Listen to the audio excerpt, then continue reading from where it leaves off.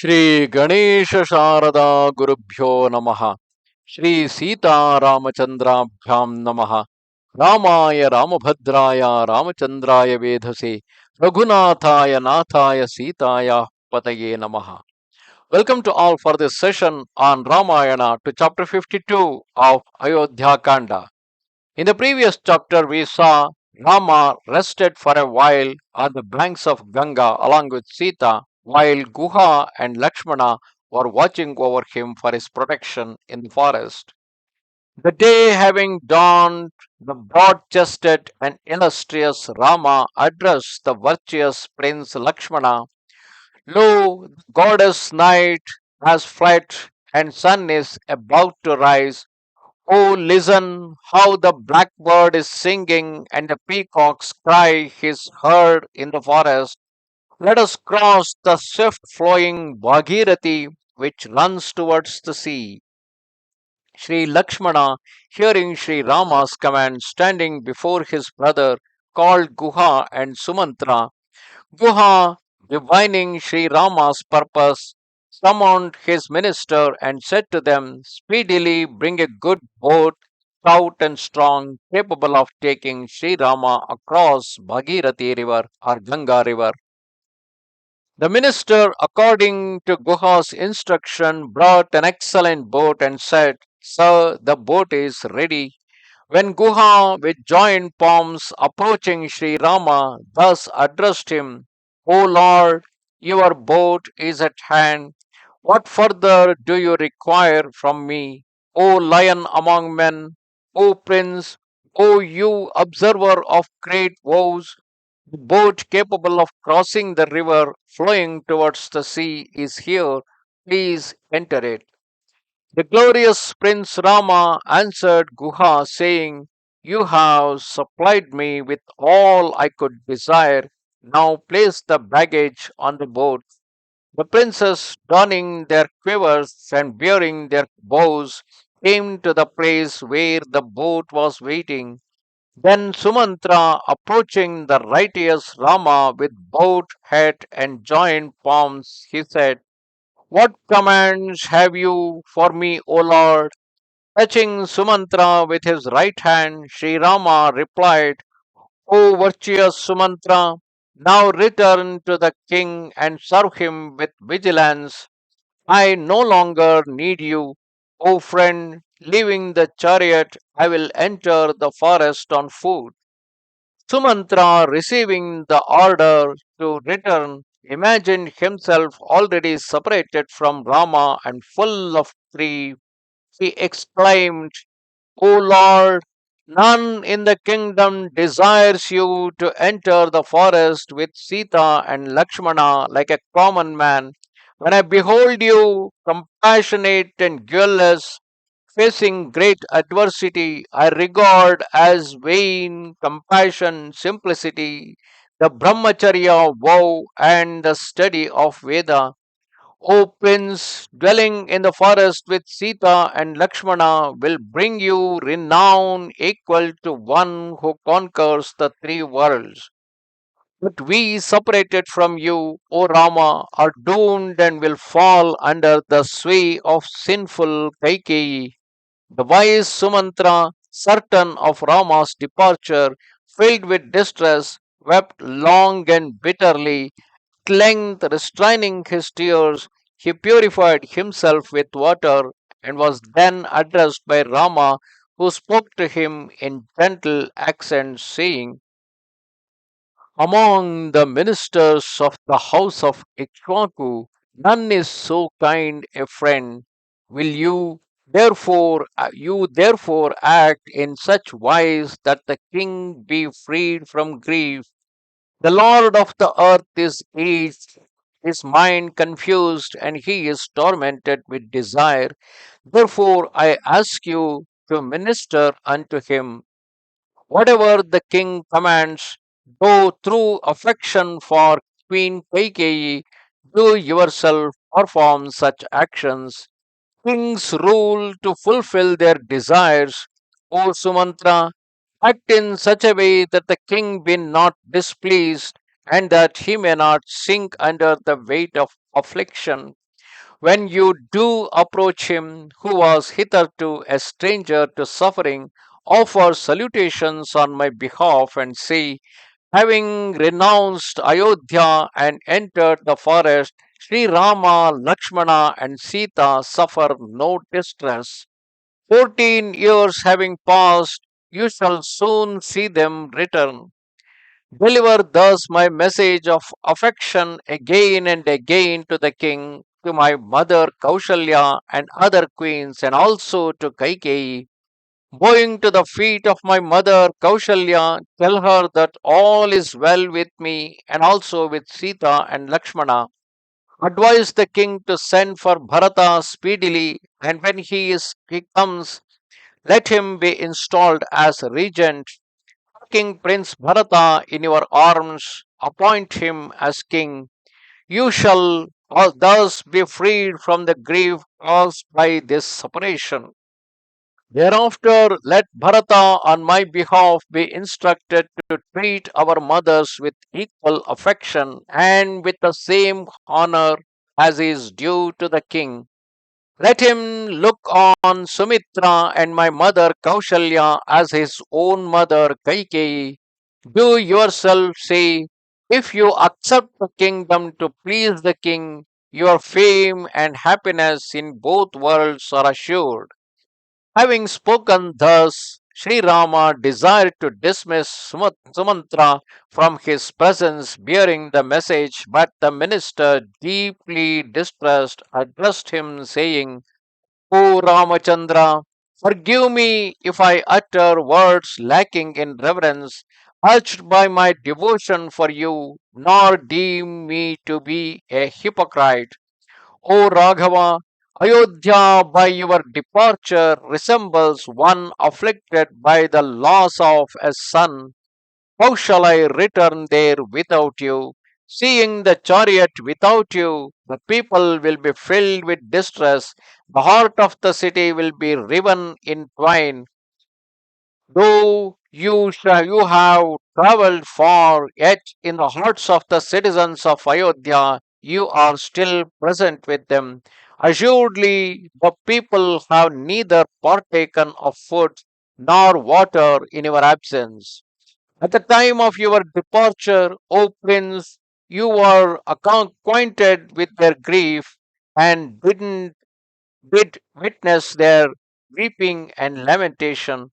On beholding the empty chariot, their sorrow will be increased a thousandfold. On returning to Ayodhya, with what words shall I address your mother? Shall I say, I have left your son at the home of your brother? Do not grieve. How can I utter such a falsehood? Yet, how can I relate the truth to her? Those noble steeds that have drawn the chariot bearing you, Lakshmana and Sita, how shall they be driven without you? O sinless prince, I cannot return to Ayodhya without you. Therefore, let me remain with you in the forest. If in spite of my prayer you will still renounce me, I will with the chariot enter a blazing fire. O prince, whatever beings seek to frustrate your life of devotion in the forest, I will repel them with my chariot. Through you, I am unable to drive the chariot. Now be gracious enough to let me enter the forest with you.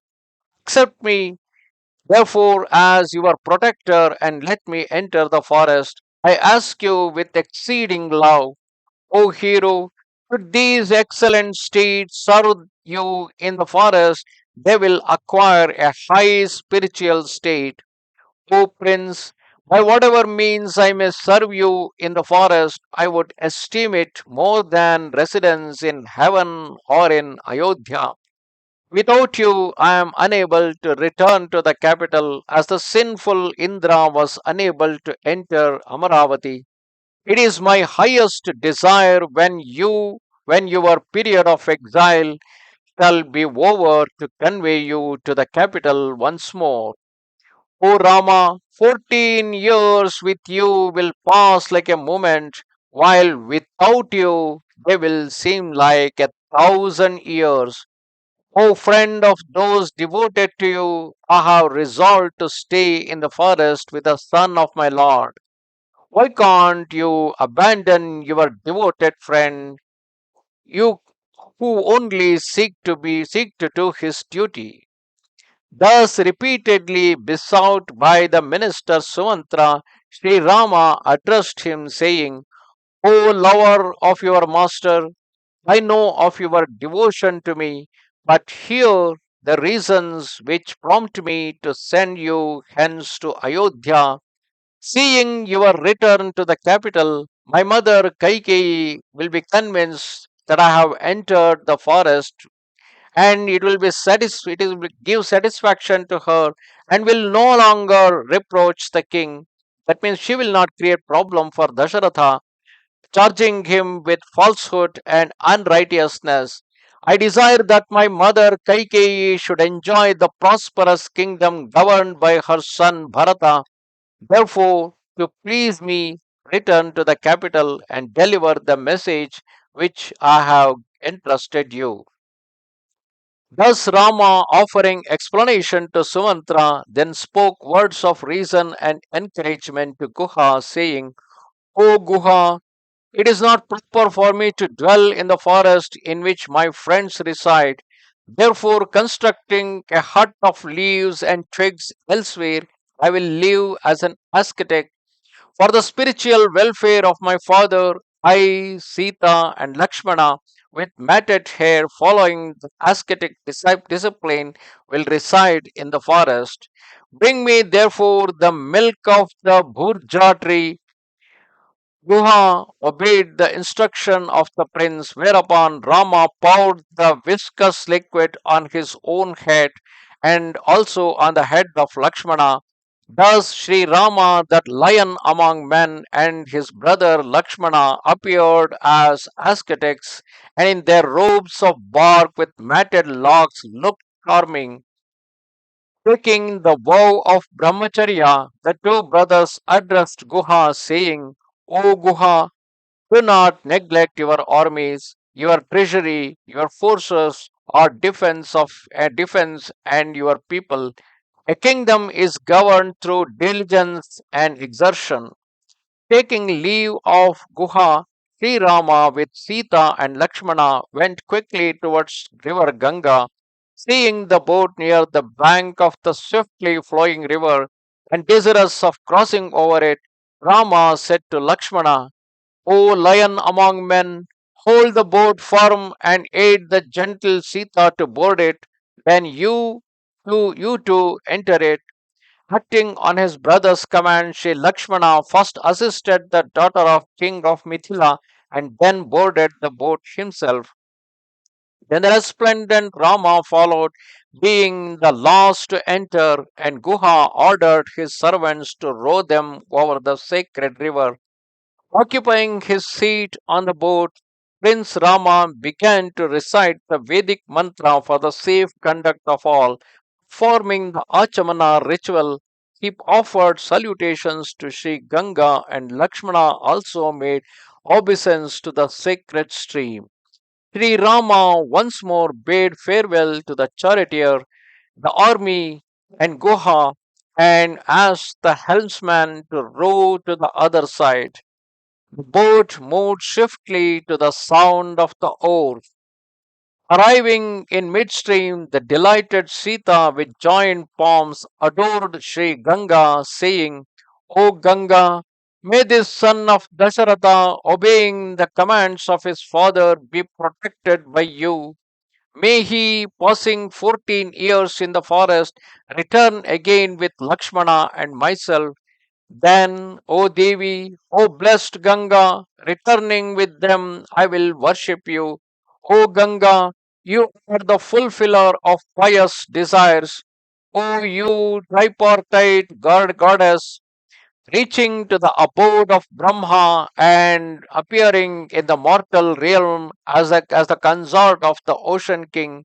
O beautiful one, I bow down to you and adore you.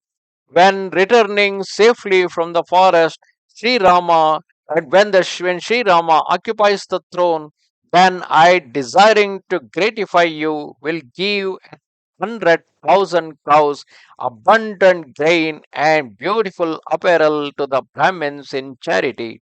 Returning to Ayodhya, I will offer a sacrifice of 100 jars of wine and rice to you. I will worship all the gods dwelling on your banks and all the sacred places such as Prayaga and Kashi. O sinless one, grant that Rama and Lakshmana, free from sin, completing the term of their exile, return again to Ayodhya, thus worshipping the Ganga, the promoter of delight. They reached the further bank, that's the southern bank of Ganga. Then Rama, chief of men, leaving the boat on the southern shore, proceeded to the forest with Lakshmana and Janaki and addressed Sri Lakshmana, saying, O son of Sumitra, do yourself carefully protect Sri Sita in the lonely and also the frequented areas of the forest. We must guard her in this unknown and uninhabited place. Therefore, O Lakshmana, do yourself go before and let Sita follow you. I will walk behind to safeguard you both. Let us defend each other, O Prince. So far, Sri Sita has not made trial of her strength, but from today she must endure the hardships of forest life. Today, the daughter of King Janaka will enter the forest where no man dwells, nor are there fields or gardens there, but hard and arid ground with yawning jaws everywhere. Sri Lakshmana, thus instructed, went ahead with Sita following him, Sri Rama coming after them. Meanwhile, Sumantra on the further bank followed Raghava with his eyes and overcome with grief, wept bitterly. Sri Rama, resplendent as the earth's guardians, giver of boons, having crossed the river Ganga, came to the land of Vatsya. It's actually Vatsya Desha. Vatsa Desha.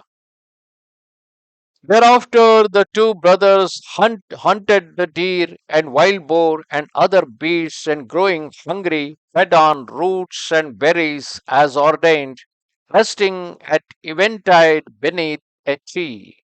Thus ended chapter 52 of Ayodhya Kanda in Ramayana, in which we saw Rama, along with Sita and Lakshmana, after bidding goodbye to Guha and Sumantra, he had entered into the dark forest taking care of Sita.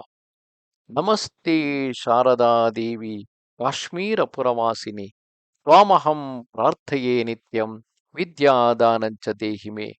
Bye.